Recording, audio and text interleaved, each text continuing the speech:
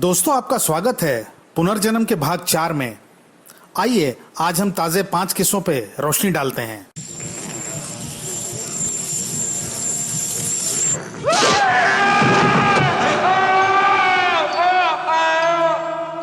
दो साल की उम्र में हंटर अपने पिता के साथ टीवी देख रहा था कि तभी टीवी पे गोल्फ लेजेंड बॉबी जोन्स की एक क्लिप आई, जो 13 बार मेजर गोल्फ चैंपियन रह चुके थे। हंटर अपने पिता की तरफ मुड़ा और कहा कि पिछले जन्म में वो जब बड़ा था तो वो बॉबी जोन्स था और उसने अपने परिवार से उस समय से उसे बॉबी के नाम से ही पुकारने को कहा।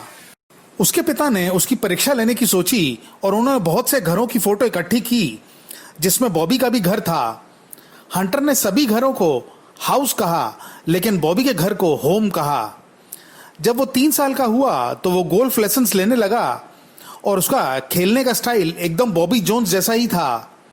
उसने ये भी कहा कि उसका पसंदीदा ग्राउंड ऑगस्टा था, जहां सिर्फ मेजर जीते हुए लोग ही खेलते हैं। और 1930 के दशक में बॉबी ने इस मैदान को शुरू करने में अहम भूमिका निभाई थी।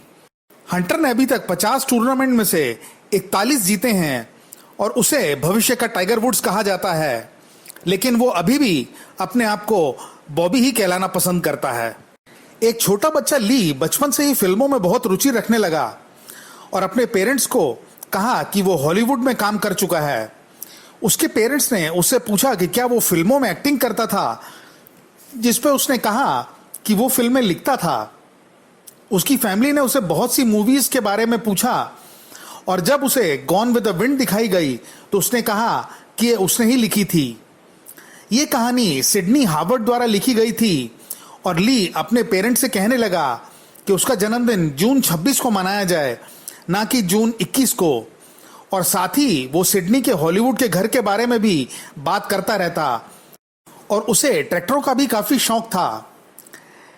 ट्रैक्टर का सिडनी की जिंदगी में एक अहम हिस्सा था, क्योंकि गॉन विद द विंड के रिलीज होने से पहले वो अपने फार्म पे ट्रैक्टर चलाने गए, लेकिन गियर में होने की वजह से वो उनके ऊपर चढ़ गया और उसकी मृत्यु हो गई। ली भी अपने शरीर के ऊपरी हिस्से की तरफ आती हुई किसी भी चीज से बहुत डरता था और भले ही उसे ट्रैक्टर्स का शौक था, लेकिन वो उनसे बहुत डरता भी था। हम सब एन फ्रैंक के बारे में थोड़ा बहुत तो जानते हैं। ये एक छोटी लड़की थी जो नाजियों से बचते हुए अपनी कहानी डायरी में लिखती रही। वो 2 साल तक एक बुक शेल्फ के पीछे छुपी रही और अपनी डायरी लिखती रही और उसके बाद नाजियों ने उसे पकड़ लिया और कंसंट्रेशन कैंप भेज दिया, जहां कुछ टाइम के बाद उसकी मौत हो गई।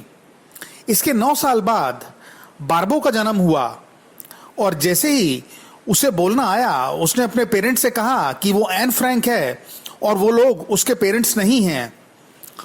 उसे रात को डरावने सपने आने लगे जिसमें उसे सैनिक एक बुक शेल्फ तोड़ते हुए नजर आते।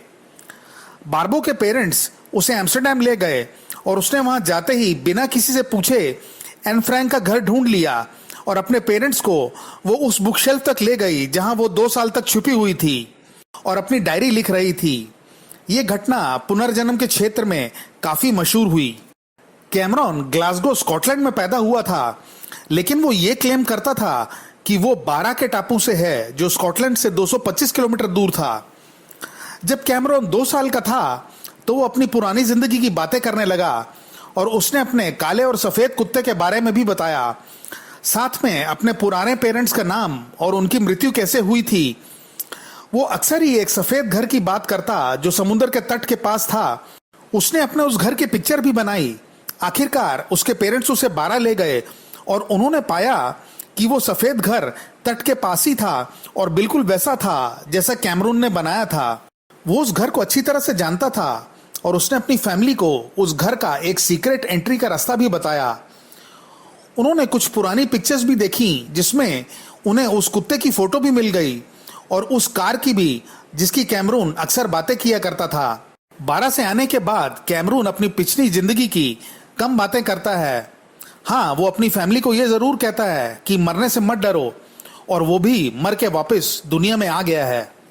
जेनी 8 साल की एक लड़की थी जो इंग्लैंड के उत्तर में रहती थी, लेकिन उसके दिल में वो एक 30 साल की आयरिश औरत थी जिसके 7 बच्चे थे और वो एक फार्म पे बहुत ही जी तोड़ मेहनत करके सबको पालती थी।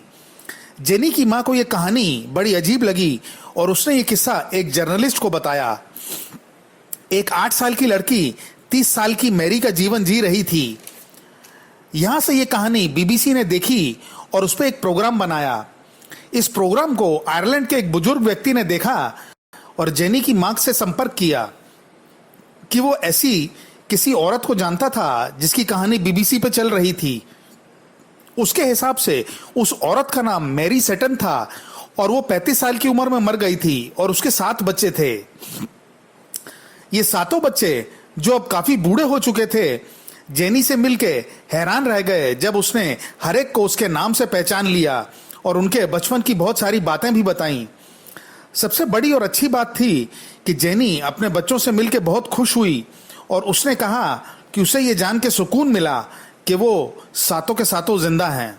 धन्यवाद।